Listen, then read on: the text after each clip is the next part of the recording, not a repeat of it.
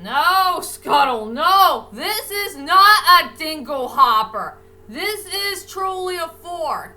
And this fork is not here to make your hair nice and good. No!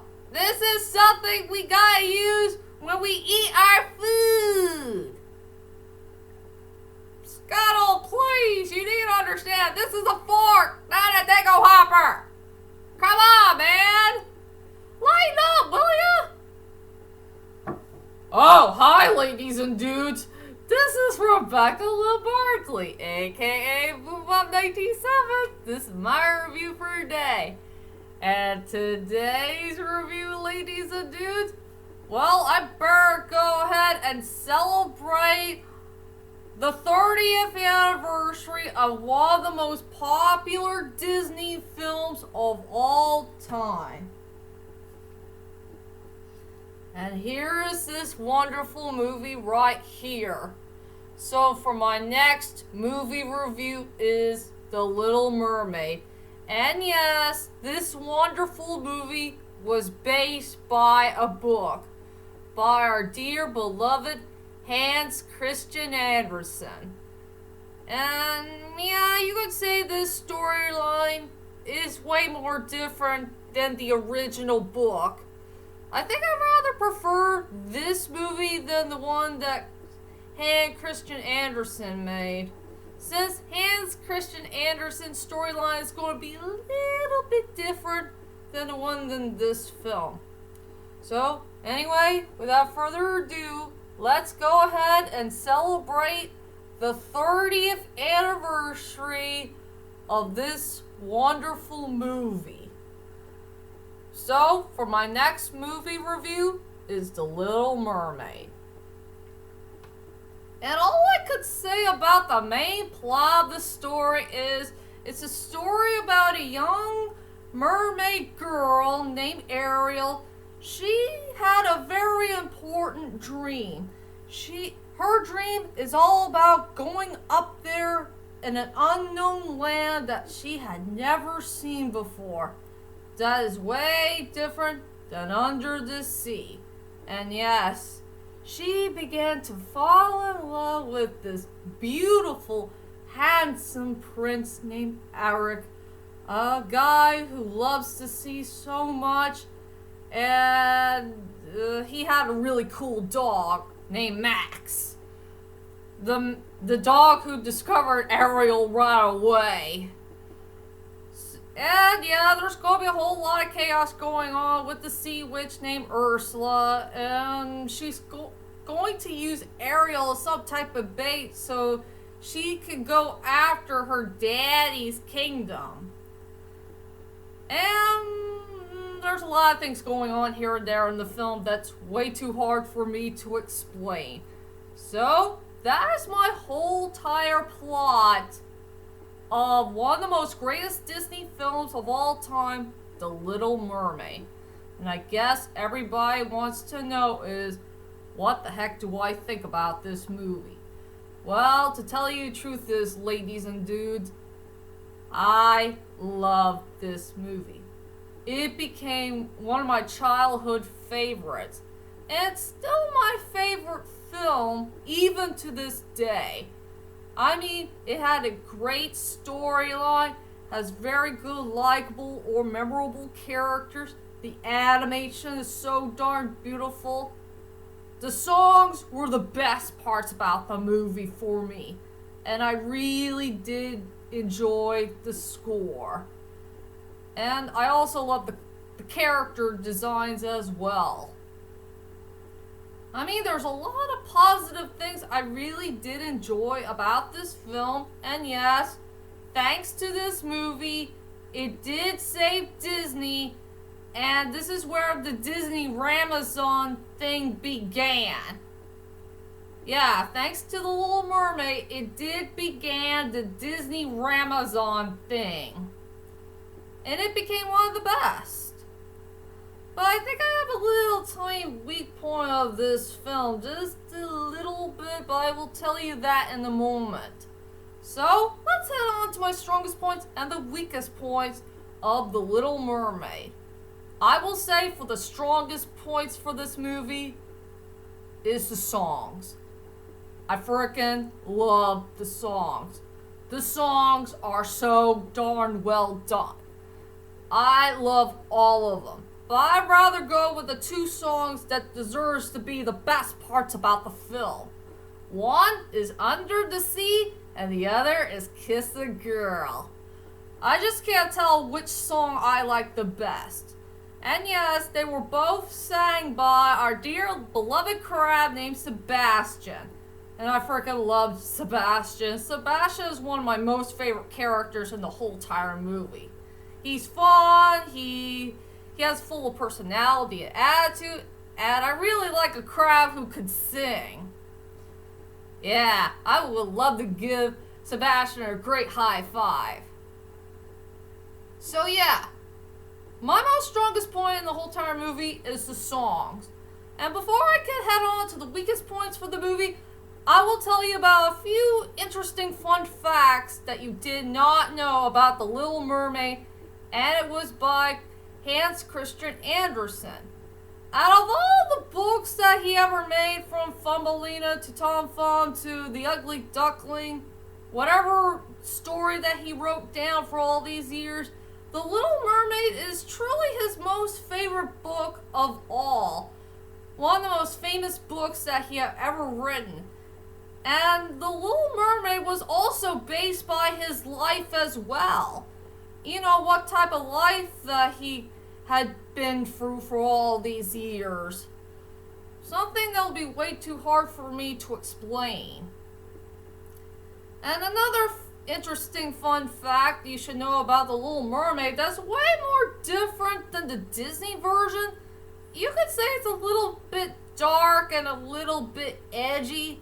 It has a very sad note. There was one dark moment in the story where the Little Mermaid, when she lost her voice, the sea witch had no choice but to cut her tongue off. Okay, that was a bit too dark for my taste. I don't want to see a really cool character to get her tongue cut off. And she won't say anything at all. Scary fun fact to point out. And yes, there is a sad moment at the end where, since the Little Mermaid did not get the prince that she wanted to fall in love with, and since the prince fell in love with someone else, well, yeah, there was a part where the mermaids gave her a knife, and the mermaids asked her to kill the prince, but she can't. She just, dropped it, give the prince a kiss on the cheek, and she decided to go in the water and died into sea foam. Yeah, you can say Hans Christian Andersen's version of The Little Mermaid it was pretty dark. Very darn dark indeed. You think that the storm scene is pretty darn dark? But the other parts of the movie is a little bit darker. I know. Why the heck did Hans Christian Andersen made a really sad story and had some dark moments in there? I know, hard for everyone to say, don't you think? So yeah, those are the fun facts that I will tell you about for The Little Mermaid by Hans Christian Andersen. And now let's head on to the weakest points for the movie. I will say for my weakest point for this movie is the story can be a little bit rushy, just a little bit. I think they rushed too much, during the time when Eric showed Ariel the whole entire kingdom. I wish they should slow down that part a little bit. And I wish they should slow down to the main climax of the story. I think they really did rush that part way too much for the story. So yeah, I will say my weakest point of the film is this movie, some part of the story was a little bit rushy. That's all I can say about the main weak points for this film. And now, let's go on to the characters. I will go with the 3 characters that stand out to me in this whole entire film. The first character I want to talk about is Ariel, played by our dear beloved Jodie Benson.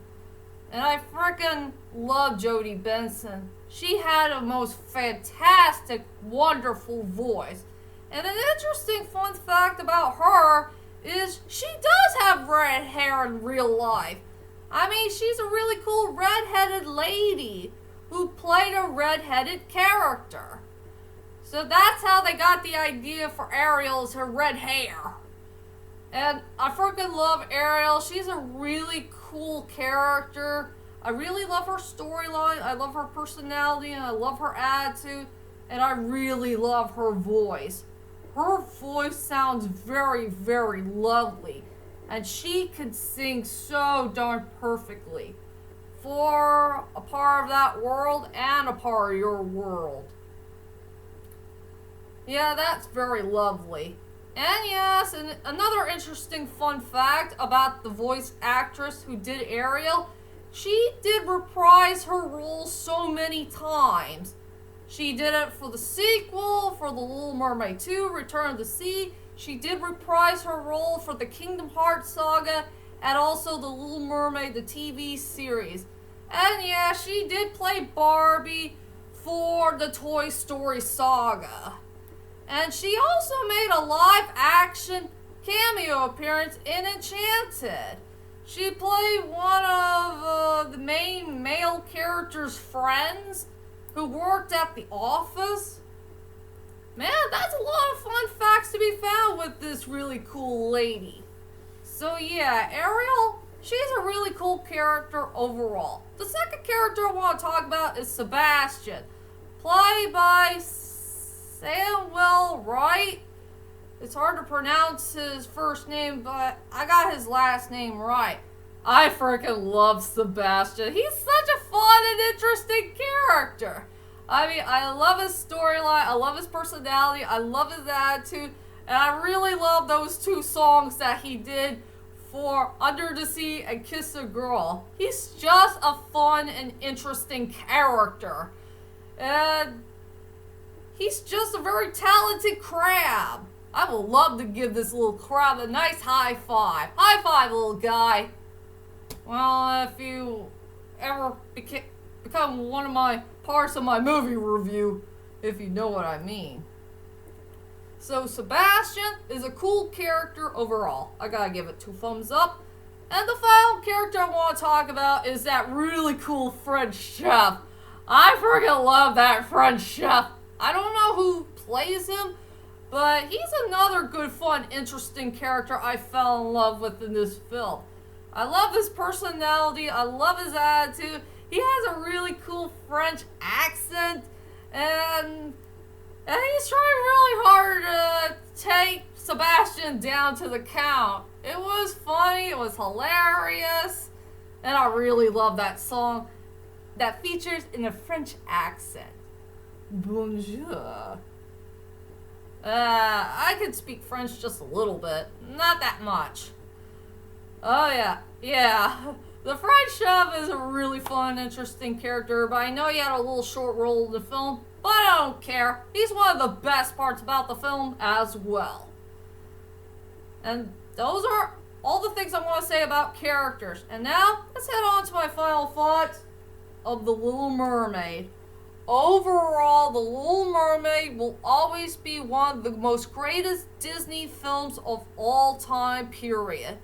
It had a good storyline, great characters, great fun facts that you did not know of, and it has a great score, great songs, great character designs, and I really want 2D hand-drawn animation back. Give us back our 2D hand-drawn animation, Disney, and let all the movie companies go. Do it right now before it's too late. You got that? Good. So for my rating for this film, I decided to give it a 9.5 out of 10. This is one good Disney film that we will never forget in movie history. If you know what I mean. So that's my whole entire movie review of The Little Mermaid. And join me next time for 3 more movie reviews to come.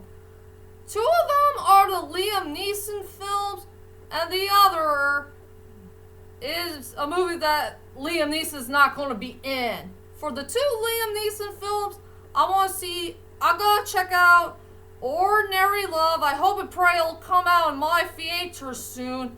I really want to check that movie out. And the other is Star Wars Episode 1, Phantom Menace.